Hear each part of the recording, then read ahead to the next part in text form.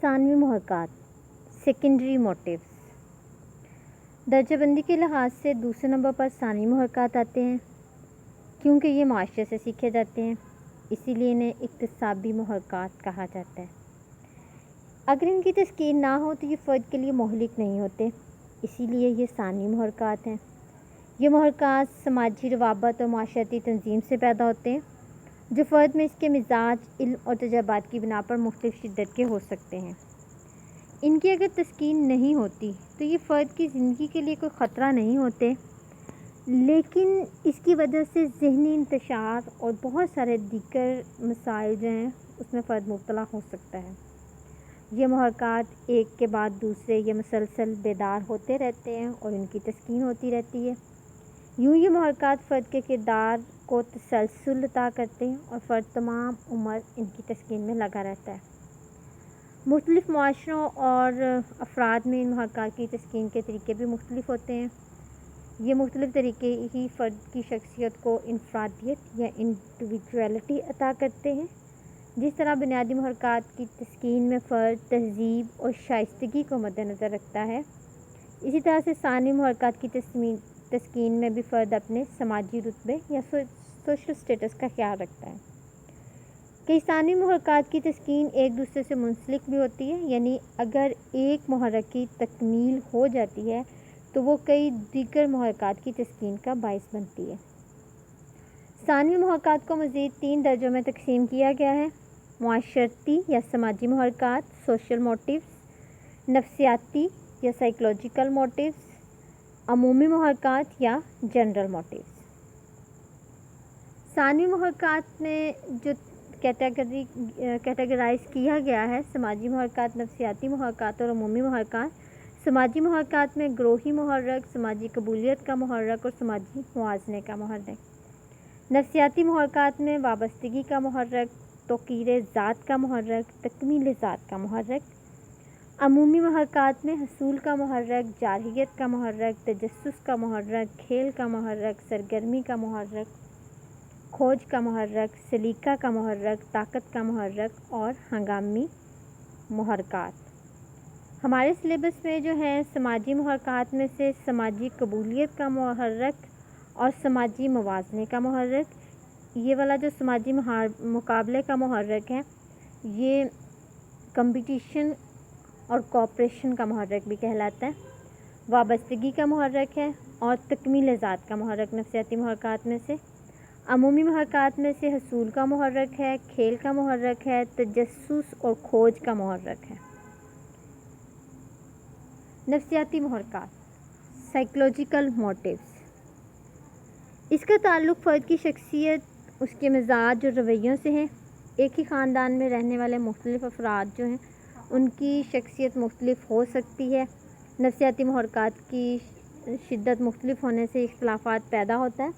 مثلاً کوئی فرد زیادہ حساس ہوتا ہے تو کوئی کم گو، کوئی بسیار گو ہوتا ہے یعنی بہت زیادہ بولنے والا، کوئی نرم گیر ہوتا ہے، کوئی سخت مزاج، کوئی تنہائی پسند، کوئی گروہ پسند یعنی گیدرنگ میں رہنا، دوسرے لوگوں سے ملنا جلنا، کوئی وسیع القلب تو کوئی تنگ نظر، کوئی نرم دل تو کوئی سنگ دل. تمام خصوصیات فرد کی نفسیاتی نشوونما کی بدولت ہوتی ہیں.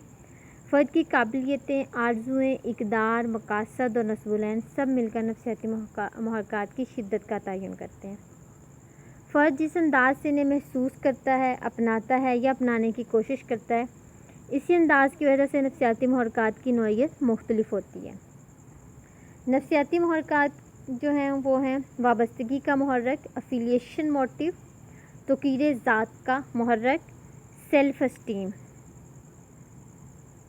تکمیل ذات کا محرک سیلف ایکچولائزیشن.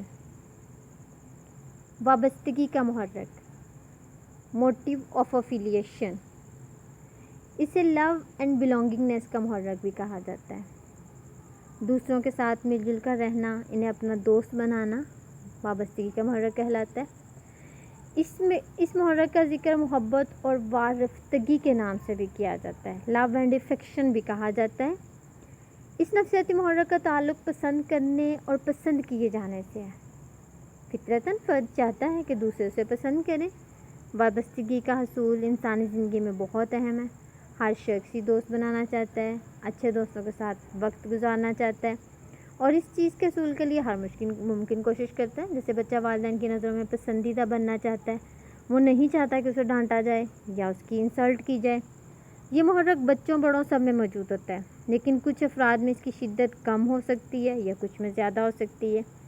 جن افراد میں یہ محرک زیادہ شدید ہوتا ہے وہ دوسروں کے ساتھ گہرے دوستانہ مراسم قائم کرتے ہیں اور بالخصوص دوستوں کے ساتھ رہنا پسند کرتے ہیں۔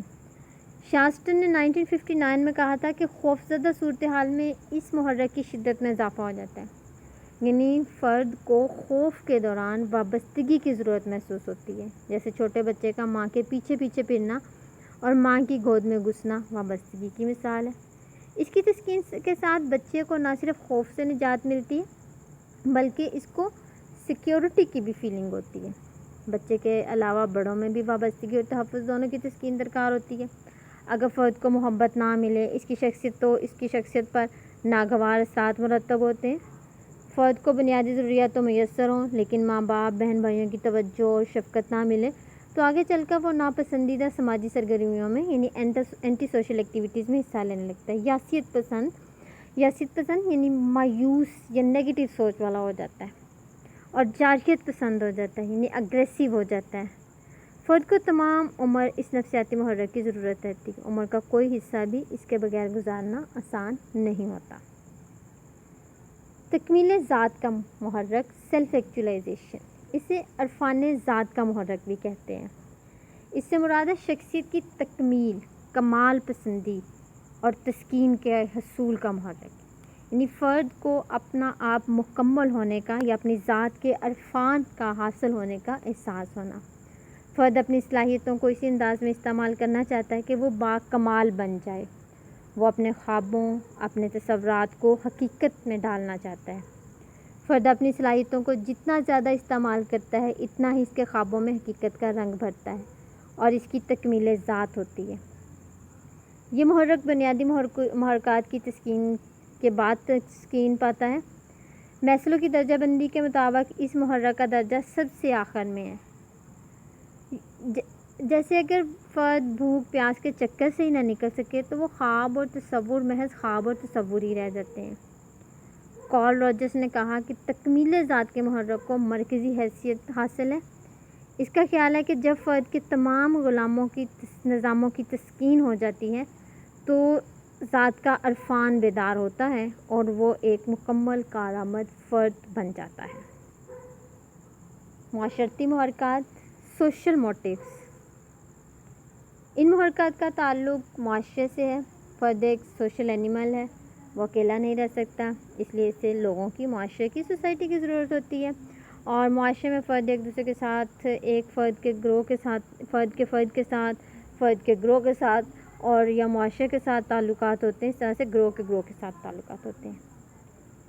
اس کے جو محرکات ہیں وہ ہیں گروہی محرک، سماجی قبولیت کا محرک اور سماجی موازنے کا محرک۔ سماجی قبولیت کا محرک، سوشل اپروول موٹیو، جب فرد کسی گروہ کے ساتھ منسلک ہو جاتا ہے یا گروہ کا رکن بن جاتا ہے تو اس کے بعد اس کی خواہش ہوتی ہے کہ وہ جس گروہ کا رکن ہے اپنے ماحول میں پسندیدگی کی نگاہ سے دیکھا جائے، اسے پسند کیا جائے، اسے قبول کیا جائے، اس کی صلاحیتوں کا اعتراف کیا جائے۔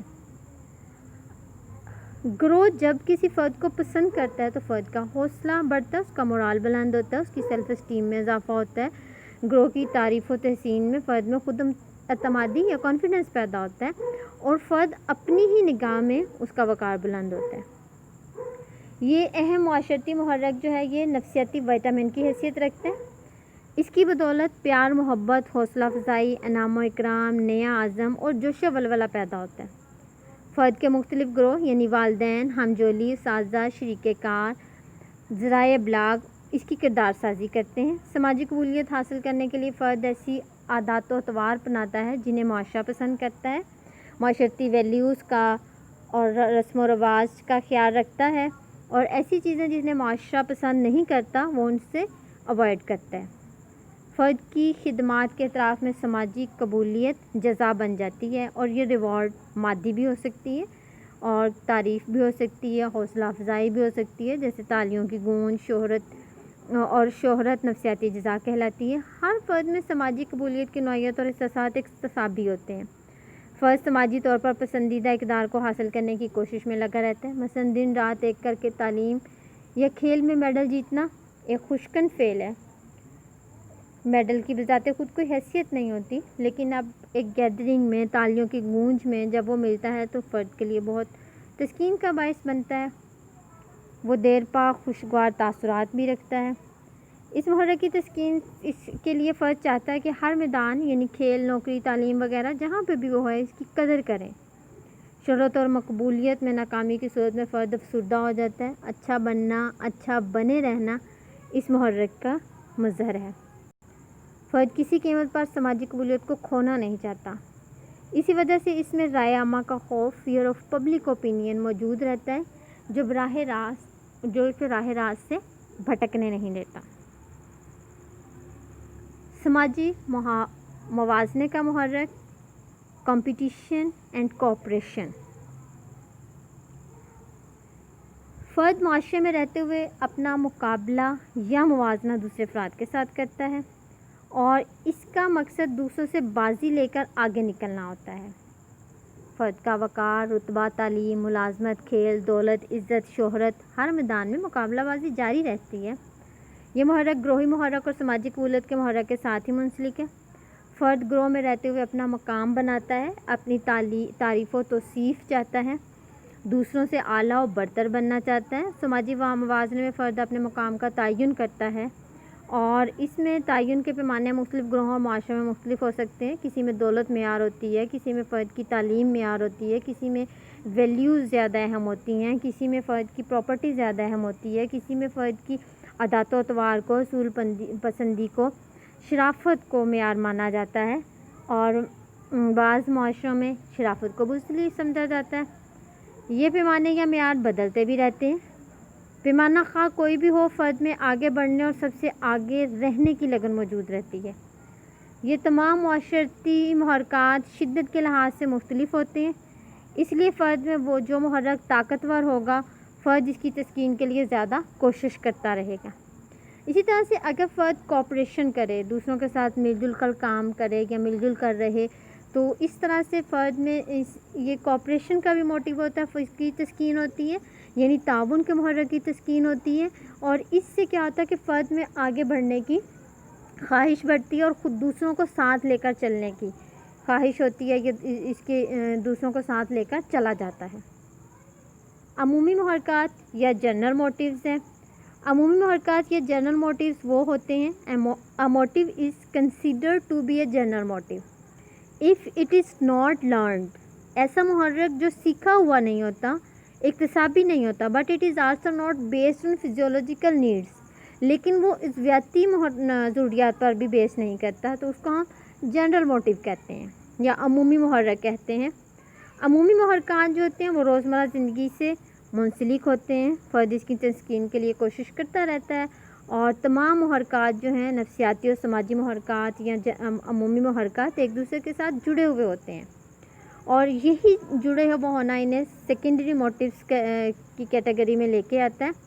اور اگر ایک سیکنڈری موٹیو کی تسکین ہو جاتی ہے تو اس سے بہت سارے دوسرے موٹیوز کی تسکین ہو جاتی ہے، جیسے اگر تحصیل کے محرک میں سماجی موازنہ بھی پایا جاتا ہے، سوشل کمپیریزن یا اچیومنٹ موٹیو میں پایا جاتا ہے، اس میں سیلف اسٹیم کا موٹیو بھی ہوتا ہے۔ اسی طرح سے ایکٹیویٹی کے محرک سے کھیل، حصول اور طاقت کے محرک کی تسکین بھی ہوتی ہے۔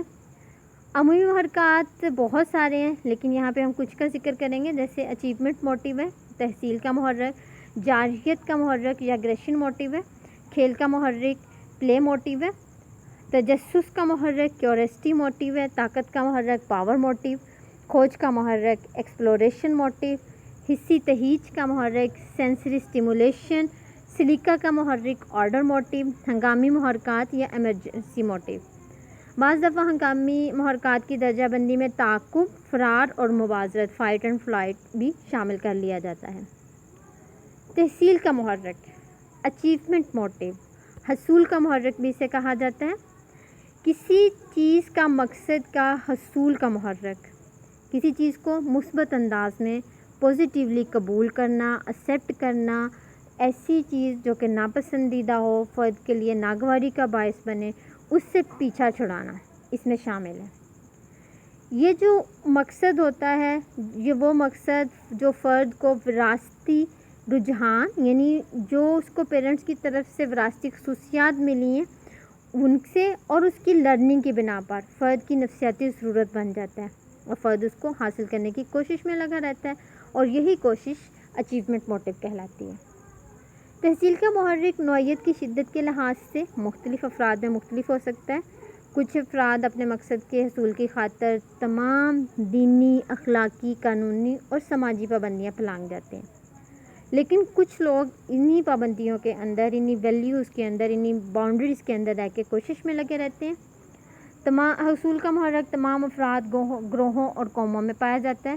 اس کی محرک کچھ لوگوں، کچھ خاندانوں میں زیادہ ہوتی ہے، کچھ میں کم ہوتی ہے۔ ماہرین کا خیال ہے کہ جو لوگ پڑھے لکھے ہوتے ہیں، نوکری پیشہ ہوتے ہیں، انڈسٹری سے متعلقہ ہوتے ہیں، ان میں اس کی شدت زیادہ ہوتی ہے، اور اس کی شدت اور نوعیت، اس کے اسباب اور اثرات پر بہت ساری ریسرچز کی گئی ہیں۔ تعلیم سے متعلقہ شعبوں میں اس محرک کو بیدار رکھنے اور بیدار کرنے پر بہت زور دیا گیا ہے۔ اس کے اسباب ہیں: ماحول، جس سے کہ یہ محرک بیدار ہو سکتا ہے یا بیدار رہ سکتا ہے۔ محرک اس میں پہلا جو سبب ہے وہ ماحول یا انوائرمنٹ ہے۔ ماحول جتنا سازگار ہوگا اتنا ہی یہ محرک طاقتور ہوگا۔ شعوری بیداری، فرد کو خود سے جتنا شعور ہوگا، وہ جتنا باشعور ہوگا، وہ جانتا ہوگا کہ اس کا کون سا مقصد اس کے لیے اہم ہے، وہ اتنا ہی اس کا اچیومنٹ موٹیو بہتر ہوگا۔ مقابلہ بازی، وہ والدین جو بچے میں مقابلہ بازی کا رجحان پیدا کر دیتے ہیں اور عمدہ کارکردگی پر، اچھی کارکردگی پر اصرار کرتے ہیں، ان کے بچوں میں یہ موٹیو زیادہ ہوتا ہے۔ ستائش یا اپریسیشن، اگر بچوں کی حوصلہ افزائی کی جائے، ان کی تعریف کی جائے، تو ان میں یہ محرک زیادہ ہوتا ہے۔ ایسے بچے جن کے والدین ان کی زیادہ تعریف کرتے ہیں، ان میں یہ زیادہ ہوتا ہے، اور جن کے والدین ہمیشہ حوصلہ شکنی کرتے ہیں، ان میں یہ محرک طاقتور نہیں ہوتا۔ ذاتی قابلیت، جو والدین اپنے بچوں کی کامیابی کی وجہ سے ان کی محنت اور قابلیت کو قرار دیتے ہیں، ان میں یہ زیادہ مضبوط ہوتا ہے، اور والدین کی تربیت اور پرورش کے طریقے جو ہیں وہ بھی اس محرک کو زیادہ مضبوط بناتے ہیں۔